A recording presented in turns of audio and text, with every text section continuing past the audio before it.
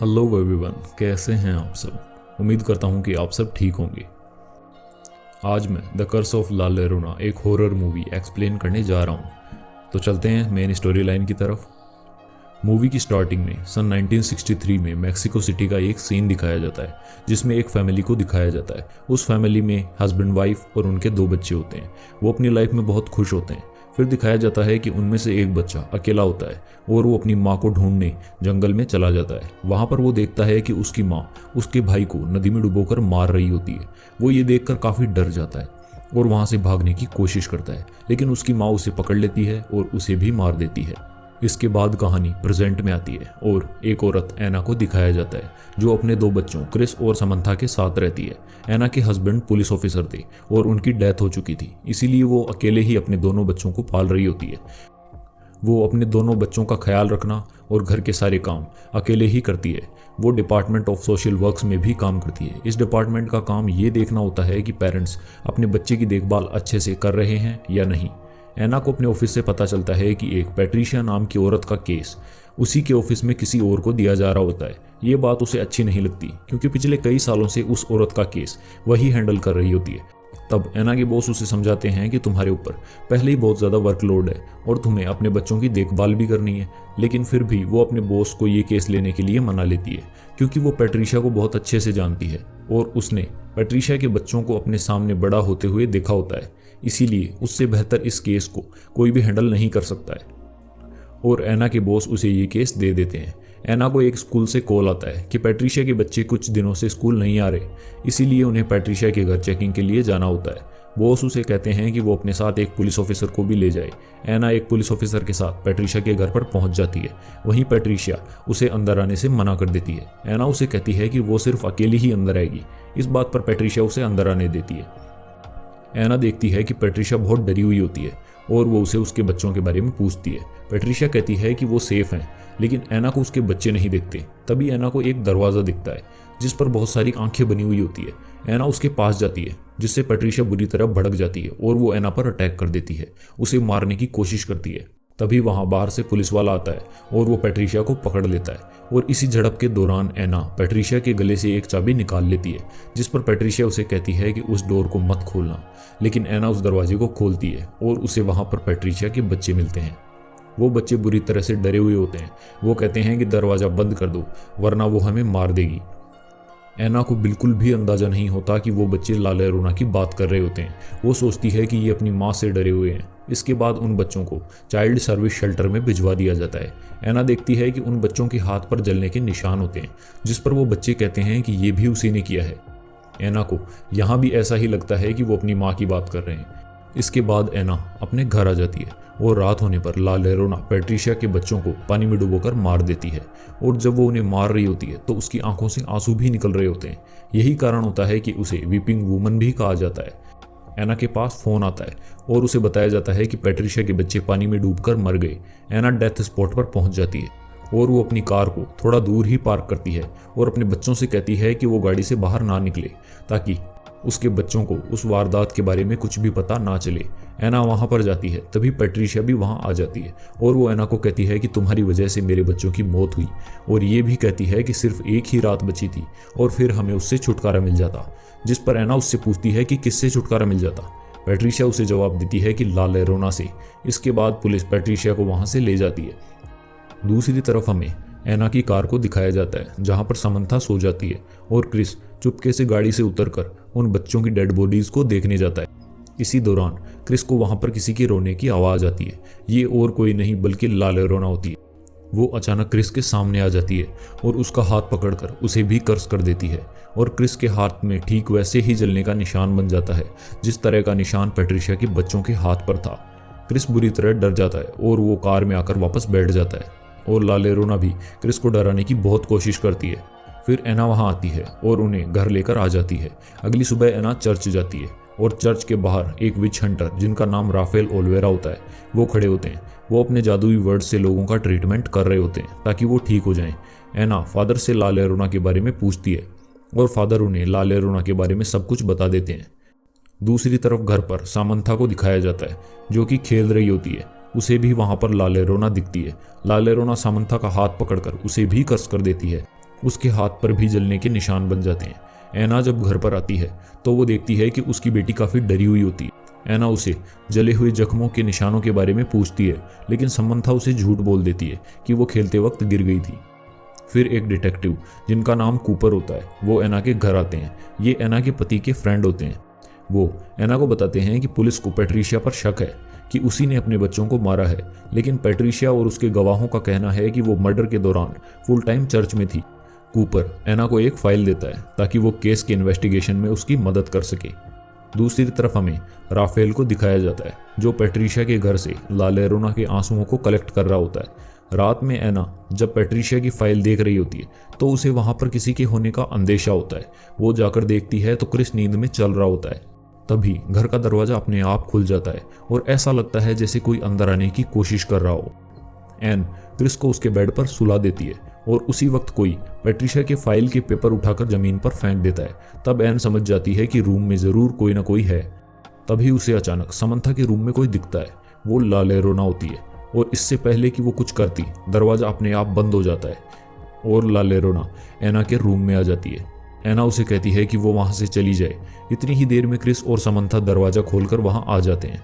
एना उन दोनों को अपने बेड पर सुला देती है, लेकिन वो खुद सारी रात जागती है। एना अगले दिन पैट्रिशिया से मिलने जाती है, लेकिन पैट्रिशिया तो अभी भी एना को ही उसके बच्चों की मौत का जिम्मेदार मानती है। एना पैट्रिशिया के हाथ पर भी जलने के वही निशान देखती है तो पैट्रिशिया कहती है कि ये ला लेरोना ने किया है और अब एना के बच्चों को भी उसके रोने की आवाज़ आएगी और वो उन्हें भी मार देगी। पैट्रिशिया एन को ये भी बताती है कि उसने ला लेरोना से कहा है कि वो एन के बच्चों को ले जाए और बदले में उसे उसके बच्चे वापस लौटा दे।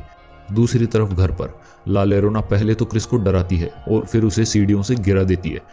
तभी मौके पर एन वहां पहुंच जाती है और वो क्रिस को हॉस्पिटल ले आती है। डॉक्टर क्रिस के हाथों पर जलने के निशान देखता है और वो डिपार्टमेंट ऑफ सोशल सर्विसेज को कॉल कर देता है। रात को एन के घर पर कूपर और उसकी कलीग डोना आते हैं और वो वहाँ ये चेक करने आते हैं कि एना कहीं अपने बच्चों को टॉर्चर तो नहीं करती। उन दोनों के चले जाने के बाद एना क्रिस से ला लेरोना के बारे में पूछती है और वो उसे सब कुछ सच सच बता देता है। दूसरी तरफ ला लेरोना सामंथा को पानी में डुबोकर मार रही होती है, लेकिन तभी एना वहां पर आकर उसे बचा लेती है और तभी ला लेरोना एना को भी कर्स कर देती है। बड़ी मुश्किल से एना अपने बच्चों को लेकर वहां से भागने में कामयाब हो जाती है। एना अपने बच्चों को लेकर चर्च में आ जाती है। तब फादर उसे एनाबेल डॉल के बारे में बताते हैं कि जब वो एनाबेल डॉल को चर्च में लेकर आ रहे थे तो उस डॉल ने उन्हें बुरी तरह से घायल कर दिया था और वो ये भी बताते हैं कि इस तरह की चीज़ों में शैतानी ताकत होती है। वो कहते हैं कि मैं तुम्हारी मदद तो कर दूंगा, लेकिन मुझे चर्च से मदद लेने में कई हफ्ते लग जाएंगे। लेकिन एना के पास इतना वक्त नहीं होता, इसीलिए फादर उसे राफेल के पास जाने की सलाह देते हैं। एना अपने बच्चों को लेकर राफेल के पास जाती है। पहले तो वो उनकी मदद करने से इनकार कर देता है, लेकिन किसी तरह वो बच्चों की खातिर उनकी मदद करने को तैयार हो जाता है। राफेल इस प्रक्रिया में काम आने वाली सभी चीज़ों को ले लेता है और वो अपने मंत्रों के उच्चारण से ये पता करने की कोशिश करता है कि यहाँ कोई शैतानी ताकत है भी या नहीं। लेकिन जब सारे अंडों को फोड़ा जाता है तो वो अंदर से काले निकलते हैं। ये इस बात की ओर इशारा करते हैं कि वहाँ कोई वाकई में शैतानी ताकत मौजूद है। राफेल अपने मंत्रों से सारे परिवेश को पवित्र करता है क्योंकि अब रात होने वाली होती है और ला लेरोना की ताकत अपने चरम पर पहुंचने वाली थी। राफेल क्रिस को उस क्रॉस के बारे में बताता है जो फायर ट्रीज से बना होता है। जब ला लेरोना अपने बच्चों को मार रही थी तो केवल फायर ट्रीज ने ही उसे देखा था और इसी वक्त वो रो भी रहे थे। फायर ट्रीज ला लेरोना के इस काम का इकलौता सबूत है। इसी कारण फायर ट्रीज के आगे ला लेरोना की सारी पावर्स फीकी पड़ जाती है। राफेल उन्हें बताता है कि ये एक बहुत ताकतवर शैतान है और हम सबको मिलकर इसका सामना करना होगा, और वो अपने मंत्रों से ला लेरोना के आंसुओं को भी पवित्र करता है ताकि इनका इस्तेमाल वो उसी के खिलाफ कर सके। जब रात होती है तो उन्हें ला लेरोना के आने का अंदेशा हो जाता है। राफेल एना और उनके बच्चों को कैंडल्स के एक घेरे में बिठा देता है। तभी ला लेरोना अपनी पावर से सारी कैंडल्स को बुझा देती है। ला लेरोना सबसे पहले एना पर अटैक करती है और फिर वो क्रिस पर हमला करती है। ला लेरोना क्रिस को खींचकर बाहर ले जा रही होती है। तभी राफेल क्रिस को पकड़ लेते हैं और उसी के पवित्र आंसू उस पर फेंक देते हैं। आंसुओं के गिरते ही ला लेरोना का फेस जलने लगता है, लेकिन अभी भी उसे ज्यादा नुकसान नहीं होता। तभी राफेल दरवाजे पर फायर ट्रीज के बीज बिछा देता है क्योंकि वो बीजों को पार करके अंदर नहीं आ सकती, लेकिन वो गुस्से में आ जाती है और पीछे के दरवाजे से अंदर आने की कोशिश करती है। यहाँ पर ला लेरोना ने पीछे से आने का नाटक किया होता है ताकि उन सब का ध्यान उस तरफ हो जाए और उसके आने में आसानी हो जाए। फिर लालेरोना सामंथा को उसकी डोल के थ्रू बाहर निकालने की कोशिश करती है। सामंथा को जब उसकी डोल बाहर दिखती है तो वो दरवाजे को खोलकर डोल को लेने की कोशिश करती है। सामंथा इस बात का पूरा ध्यान रखती है कि वो बीजों की लाइन को क्रॉस ना करे। तभी एन उसे देख लेती है। वो उसे ऐसा करने से मना करती है और भागती हुई उसकी तरफ आती है। तभी सामंथा के हाथ उसकी डोल लग जाती है और जब वो उसे खींचती है तो बीजों की लाइन टूट जाती है। जैसे ही लाइन टूटती है लालेरोना सामंथा को बाहर खींच लेती है और दरवाजा अपने आप बंद हो जाता है। लालेरोना सामंथा को पानी में डुबोकर मारने की कोशिश करती है। तभी एना वहां पहुंच जाती है और सामंथा को बचाने के लिए वो भी पानी में कूद जाती है। पानी में कूदते ही लालेरोना उस पर भी अटैक कर देती है और उसे भी मारने की कोशिश करती है। तभी वहां राफेल पहुंच जाते हैं और वो स्विमिंग पूल को अपने पवित्र पानी से पवित्र कर देते हैं, जिससे लालेरोना को उस पूल से निकलना पड़ता है और एना सामंथा को बचाकर बाहर ले आती है। फिर हम देखते हैं कि एना के हाथ में लालेरोना का लॉकेट आ जाता है और वो लोग सामंथा को लेकर अंदर आ जाते हैं। सामंथा बार बार घर से बाहर जाने की कोशिश करती है, जिस पर राफेल एना को बताते हैं कि सामंथा पर लालेरोना हावी हो चुकी है और जब भी लालेरोना सामंथा को बुलाएगी ये उसी तरफ चल पड़ेगी। राफेल एना को कहता है कि जब तक लालेरोना से पीछा नहीं छूटता हमें इन बच्चों की हिफाजत करनी होगी। एना अपने बच्चों को कबर्ड में ठीक वैसे ही बंद कर देती है जैसे पैट्रिशिया ने अपने बच्चों को बंद किया था। दूसरी तरफ लालेरोना अभी भी घर के बाहर बच्चों का वेट कर रही होती है। एना राफेल को वो लॉकेट दिखाती है जो उसने लालेरोना के गले से उतारा था। राफेल कहता है कि तुम इसे संभाल कर रखो, हम इसे उसी के खिलाफ इस्तेमाल करेंगे। कुछ देर बाद एक औरत उन बीजों को क्रॉस करके एना के बच्चों के पास पहुंच जाती है। ये औरत और कोई नहीं बल्कि पैट्रिशिया होती है, जिसे ये लगता है कि अगर वो एना के बच्चों को लालेरोना को दे देगी तो वो उसे उसके बच्चे वापस लौटा देगी। राफेल पैट्रिशिया को रोकने की बहुत कोशिश करता है लेकिन वो उसे शूट कर देती है, जिससे राफेल गिर जाता है और बीजों की लाइन को भी तोड़ देती है। इसी दौरान लालेरोना को भी अंदर आने का मौका मिल जाता है। अंदर आते ही वो पहले एना पर अटैक करती है और उसे बेसमेंट में फेंक देती है। बेसमेंट का दरवाजा अपने आप लॉक हो जाता है। फिर वो घर के सारे दरवाजे बंद कर देती है ताकि बच्चे बाहर ना भाग सकें। इसी दौरान क्रिस लालेरोना का लॉकेट उठाकर सामंथा को साथ लेकर ऊपर की ओर भागता है। क्रिस और सामंथा स्टोर रूम में जाकर छुप जाते हैं और लालेरोना भी उन्हें ढूंढते हुए वहां पहुंच जाती है। लालेरोना उन्हें मारने ही वाली होती है, तभी क्रिस उसे उसका लॉकेट दिखाता है। अपना लॉकेट क्रिस के हाथ में देखकर लालेरोना अचानक नॉर्मल लेडी बन जाती है। दरअसल लालेरोना को वो लॉकेट असल में उसके बच्चों ने दिया था और वो क्रिस को अपना बच्चा समझकर उसे टच करती है और रोना शुरू कर देती है। दूसरी तरफ पैट्रिशिया को भी अपनी गलती का एहसास हो जाता है और वो लॉक तोड़कर एना को बाहर ले आती है। एना भागते हुए ऊपर आती है, साथ ही राफेल भी ऊपर आ जाते हैं। जब लालेरोना क्रिस को देखकर रो रही होती है तो उसके पीछे रखा हुआ मिरर का कपड़ा हट जाता है। जब लालेरोना खुद को उस शीशे में देखती है तो वो फिर से शैतान बन जाती है और वो शीशा भी टूट जाता है। लालेरोना राफेल को उठाकर बाहर फेंक देती है। एना भी वहां आ जाती है तो क्रिस और सामंथा भागकर एना के पीछे आ जाते हैं। जैसे ही लालेरोना उन्हें मारने के लिए आगे बढ़ती है, राफेल एना की तरफ फायर ट्रीज से बना हुआ वो क्रॉस फेंकता है। एना उसे उठाती है और लालेरोना के सीने में डाल देती है।